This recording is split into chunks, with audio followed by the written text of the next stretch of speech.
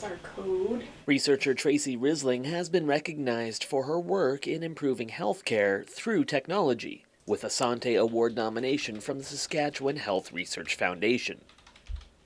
However, if she wins, she may need to find a way to split the hardware among the countless people who contributed to her work. We're just going to let the patients and the caregivers tell us. You could design what you think is the most glorious technology in the world, but if it's not actually useful, easy, practical, for what you'll have people who engage in it for a very short term, but they won't use it in any real way to improve their health over the long term. As she has developed an app that will assist sufferers of inflammatory bowel disease, Risling has made it a priority to involve those people in the design process.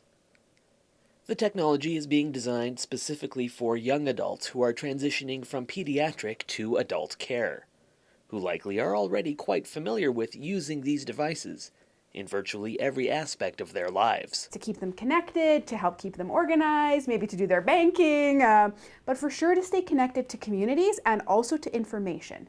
And so that's where we decided that putting information on their phone that would be a support to them in healthcare transition was probably the most ideal approach. But the familiarity this demographic has with app technology isn't the only reason they are being targeted. The shift to adult care can be challenging, not just for the patients, but also the caregivers who have spent years assisting them.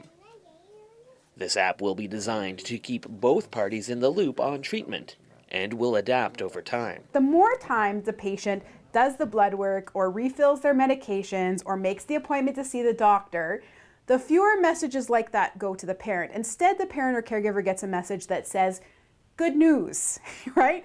Your patient, your person has done their blood work, or they went and refilled their medications. Risling says an app will be in the hands of patients by next year. More information can be found at ibdiy.ca. She says she is honored to receive the Santé Award nomination, which recognizes health research in the province.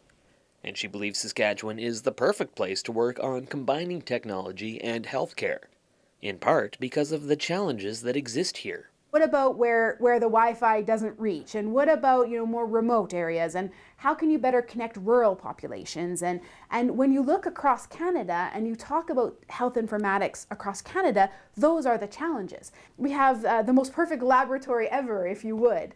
In Saskatoon, I'm Simon Hyatt reporting.